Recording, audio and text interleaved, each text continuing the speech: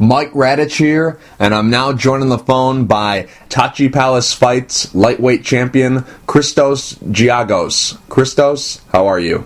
I'm doing good. How are you? I'm doing good. Christos, you recently picked up a win back on June 19th at Tachi Palace Fights 19. That's when you claimed the lightweight title for Tachi Palace. You defeated Sabak Magakian by first round submission due to a triangle choke. How pleased were you with your performance in the fight? I actually was more pleased after I got to see the video. In the fight, I felt relaxed. I felt calm. I felt I rushed a little bit at certain points, but, you know, when you have adrenaline running, it just happens. So it was definitely, I felt the most comfortable I've ever felt in the cage, even though I'd taken the fight short notice.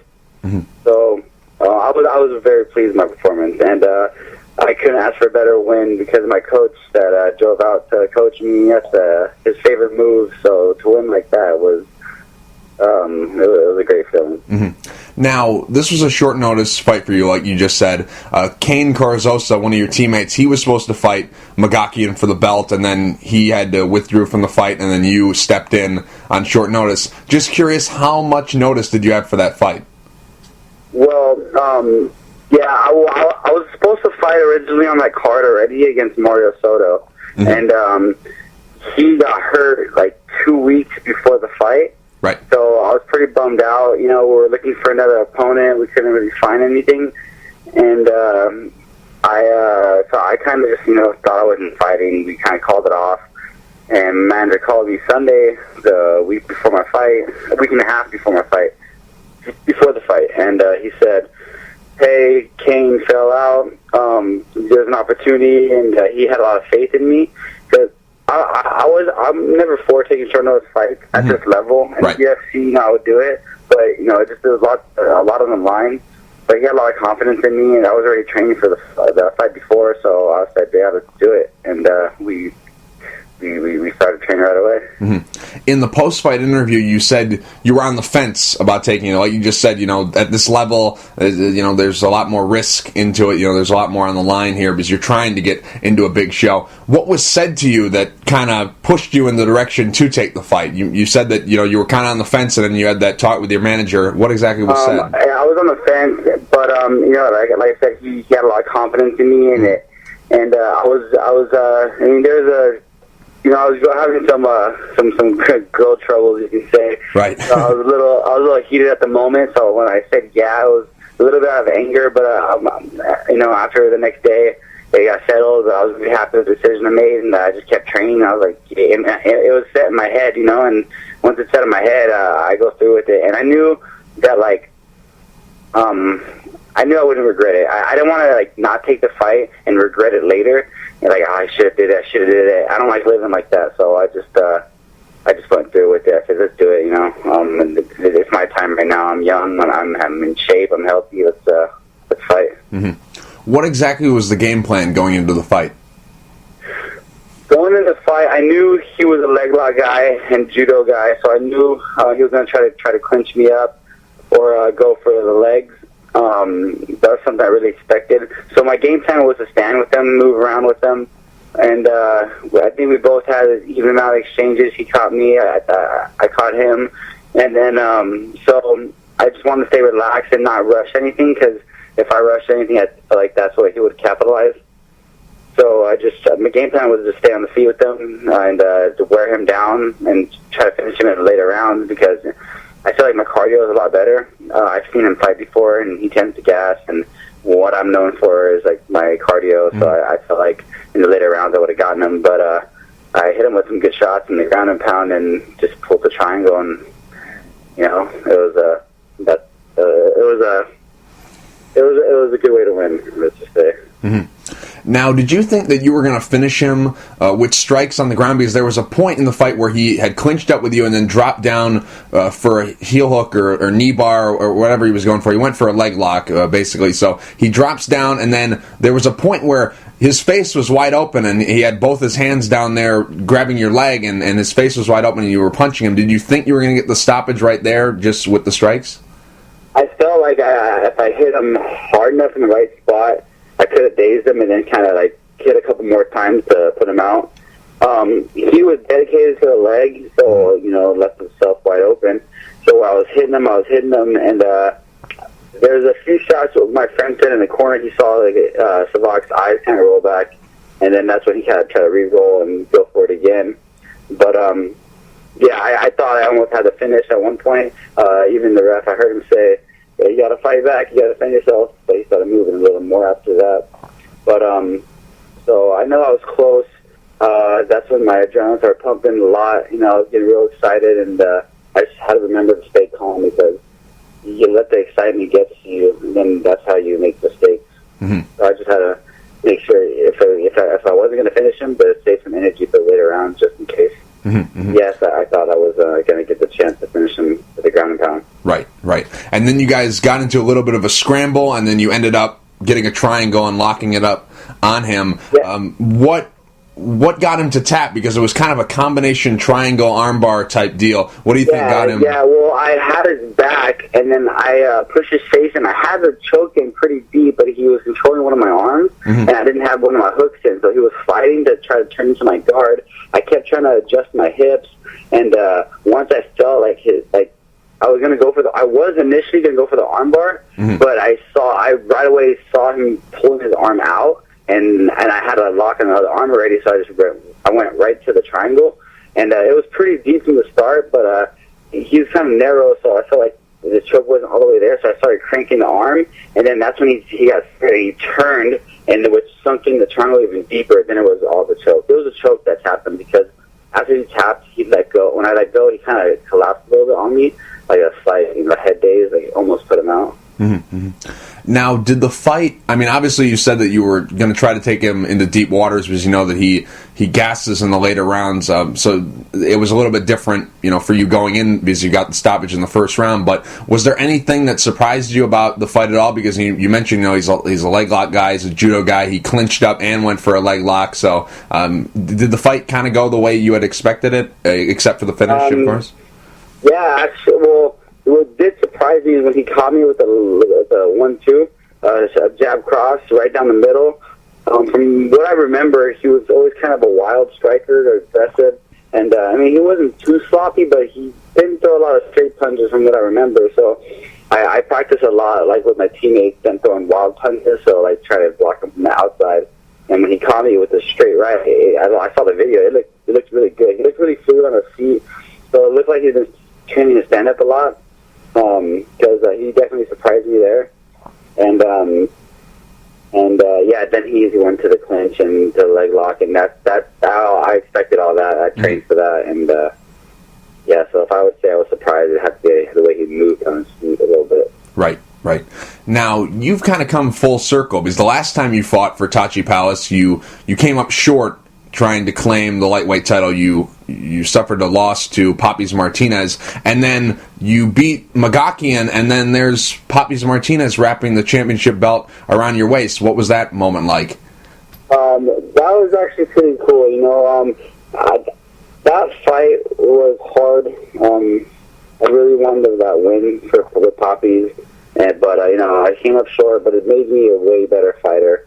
That's when I started realizing I have to relax, be calm, be patient, and not rush things. And so when I got the chance to redeem myself, I was really excited. And I talked to Poppy before the fight.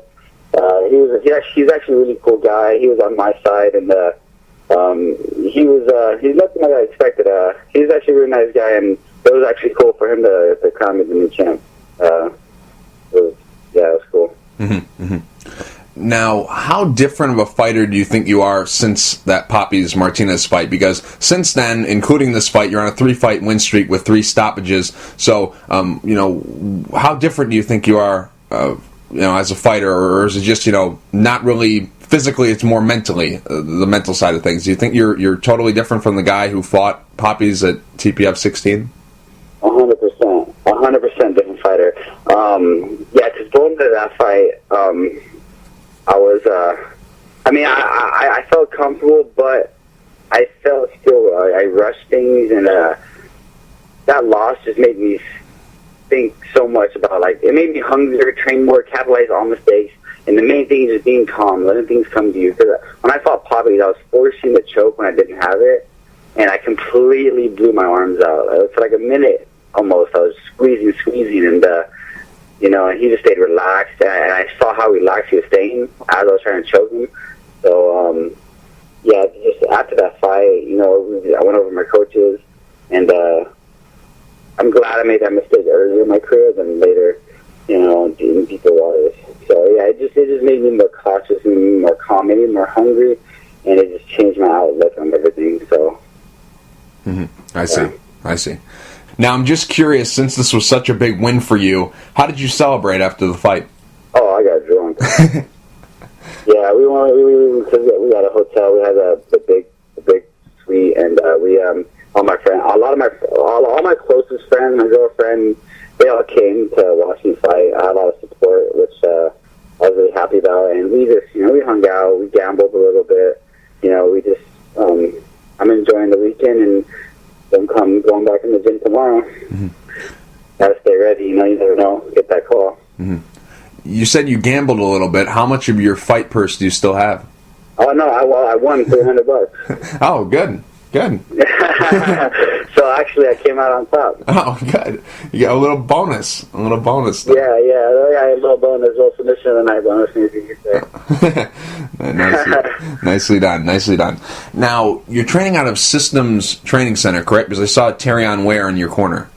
Yes. I train at Systems Training Center, and I work with my Muay Thai coach at Team Victory. And I go to gyms, train with other people too, but those are my two main. Systems is probably my number one. Well, not probably, it is my number one. And yes, Terrion is my teammate, one of my good friends too. I see. Now, what's the plan going forward? Because Tachi Palace says they're coming back in August, and Terrion's going to be fighting Joe Soto for the bantamweight title. Is the plan for you to be on that card? Because Richard Goodman mentioned that there were going to be 3 title fights on that card. Is that something that's in the works right now to get you on that card in August? I don't know. I'm just waiting for the word of my manager, and we'll see. I might need to get my knuckle checked out. Banged up pretty bad. But, I don't think it's that big a deal. I had a lot of faith in my manager. I have 2 wins over 2 Ultimate Fighter winners, so I'm kind of hoping for the call to get my shot at the UFC. But if that doesn't happen, then, I'll fight. That's what I do. I just want to fight, and I'll stay ready no matter what. Obviously, you're a pretty good gambler because you just won $300. So if you had to put money on it right now, what do you think, what are you more confident will happen? Because, Tachi Palace, when you win that belt, you can look at the names of guys who have won a belt at Tachi Palace. They immediately make that jump to the UFC. There's a lot of guys who win the belt and don't get a chance to defend it. They get that call. If you had to put money on it right now, what do you think is the higher percentage of actually happening? Is it you going back to Tachi and defending the lightweight title, or getting that call to the UFC? I would have to say getting that call, because I know I was already on the map before, and I know the Poppy fight set me back a little bit, but I finished on my last 3 opponents, and coming off the win off Slovak in the first round, I'm pretty sure I made a statement, and I have a good manager behind me, and I improved my record, and I have a really good resume too, so I would have to say getting that call, getting my shot. Yes, I know they're coming to the Staples Center August 2nd, so I'm back in the gym tomorrow. Just stay ready, you know what I mean? Because there's a lot of 55ers on my card, so unless you get hurt, you never know. Right, and that's the way to enter. That's how all these guys are doing it. They're staying ready, staying sharp, training, and then when somebody falls out, that's when that's when they come signing guys. Very rarely does the UFC just sign a guy and then say, we're going to give you 3 or 4 months to get ready for a fight. It's usually real quick.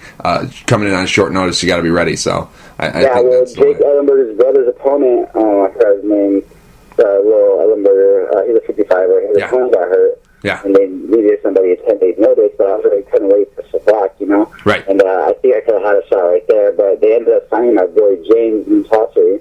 Right. He trains out of the Black House. Right. So, he just got 2-7-1. He just got signed just like that, so they needed somebody.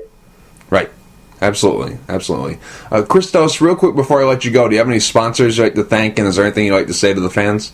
I would like to thank everyone who's going to listen to this or listening to this. I'd like to thank my manager for always believing in me and making things happen.